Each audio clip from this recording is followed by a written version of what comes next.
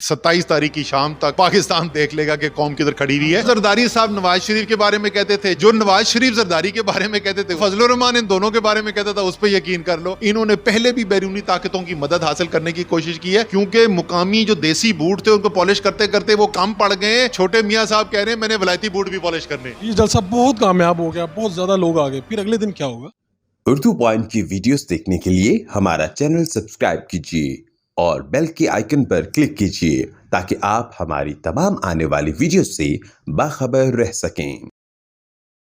Federal minister साहब और तहरीक इंसाफ के जनरल सेक्रेटरी हैं जनाब असद उमर साहब। असद उमर साहब, आप वज़ीर-ए-आज़म साहब के करीबी हैं और क्या वाकई ये जो अपोजिशन इतना शोर मचाया है, क्या वाकई वो परेशान है? वज़ीर आज़म को मेरे ख्याल में परेशान तो किसी ने भी नहीं देखा आज तक। वो बिल्कुल भी परेशान नहीं है और वो जो सबको मशवरा देते हैं घबराना नहीं है, उस पर सबसे पहले खुद अमल करते हैं। कॉन्फिडेंट हैं, बड़े रिलैक्स्ड हैं और उनको यकीन है कि कामयाबी होगी।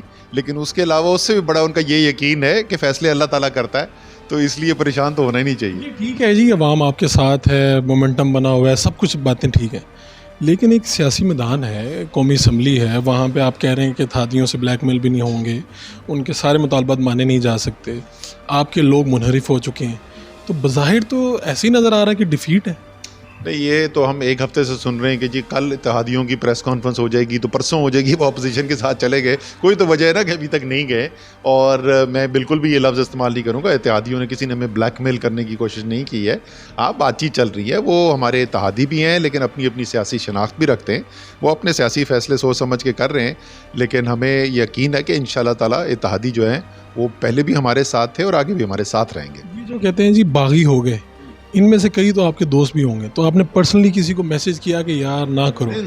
सबके साथ हमारे ताल्लुकात हैं। अभी भी 3 से मेरी कल मुलाकात हुई है। क्या कहते हैं अब वो इंशाल्लाह आप देखते रहें आगे क्या फ़ैसले होते, अच्छे फ़ैसले करेंगे। अब ये पीटीआई के हर तकरीबन मेंबर ये कहना शुरू हो गया कि हक और बातिल की जंग है। फिर मज़हब का लोग आपके ऊपर बड़ी तनकीद कर रहे हैं कि आप लोग मज़हब कार्ड यूज़ कर रहे हैं। वो अल्लाह ताला का नाम ले रहे हैं, इस पे एतराज़ है उनको। देखें हो क्या रहा है, ये बिल्कुल हक और बातिल की जंग है, इसमें कोई शक ही नहीं है। दो बिल्कुल मुख्तलिफ पाकिस्तान की ये जंग है, ये सियासी पार्टियों का नहीं है। क्या पाकिस्तान ऐसा होगा कि जो एक आज़ाद खुद मुख्तार मुल्क होगा, खुददार अवाम की के हुक्मरान जो हैं वो भी खुददार फ़ैसले करेंगे?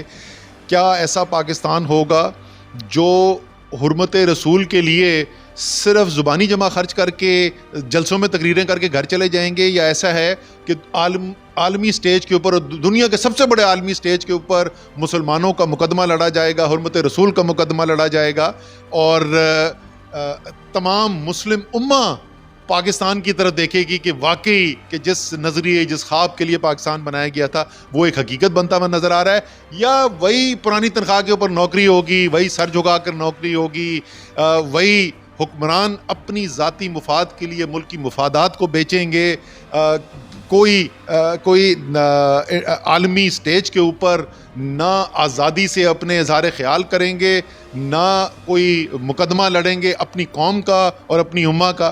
तो ये दो बिल्कुल, तो वाकई में लाइन खिंची हुई है।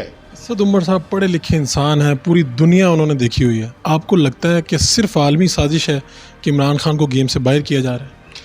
नहीं, सिर्फ नहीं है। मैंने तो जैसे आपको बताया भी ज़ात बिल्कुल है, बिल्कुल वो भी है, आलमी अनासर भी इसके अंदर शामिल हैं।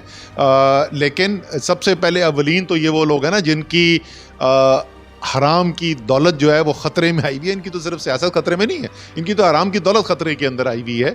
तो सबसे पहले तो अवलीन वो लोग जो एक दूसरे को, अच्छा कौन किस बुनियाद पे मैं ये कह रहा हूँ कि इनकी हराम की दौलत है, चले ऐसे करते ना, हम इमरान खान की बात नहीं मानते। जो जरदारी साहब नवाज शरीफ के बारे में कहते थे चलो उस पर यकीन कर लो, जो नवाज शरीफ जरदारी के बारे में कहते थे उस पर यकीन कर लो, जो फजलुर रहमान इन दोनों के बारे में कहता था उस पर यकीन कर लो।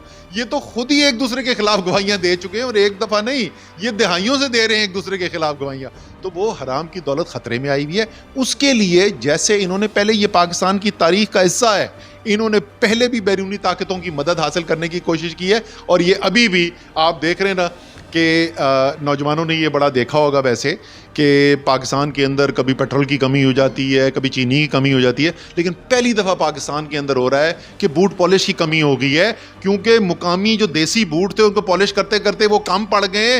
अब छोटे मियाँ साहब कह रहे हैं मैंने वलायती बूट भी पॉलिश करने। आखिरी बात, ये जलसा बहुत कामयाब हो गया, बहुत ज़्यादा लोग आ गए, फिर अगले दिन क्या होगा? देखें, दो मुख्तलिफ जगह हैं जहाँ पर ये मुकाबला हो रहा है। कौमी असम्बली के अंदर भी हो रहा है, बल्कि 3 आप कह सकते हैं। इस वक्त तो सुप्रीम कोर्ट के अंदर भी ये मुकाबला हो रहा है। इंशाल्लाह ताला सुप्रीम कोर्ट भी बहुत अच्छे फैसले देगा, तारीखी फैसले देगा। तो हमारा मानना ये है कि इंशाल्लाह ताला अवाम के अंदर तो कामयाबी हो चुकी है, उसमें तो मेरे ख्याल में कोई शक ही नहीं बचा है। अगर किसी को बचा है तो कल शाम 27 तारीख की शाम तक पाकिस्तान देख लेगा कि कौम किधर खड़ी हुई है। पार्लियामेंट में होगी, पार्लियामेंट के अंदर भी इंशाल्लाह ताला जीती जाएगी, और इंशाल्लाह ताला कोर्ट के अंदर भी फैसला जो है वो इंसाफ के हक में आएगा। बहुत शुक्रिया।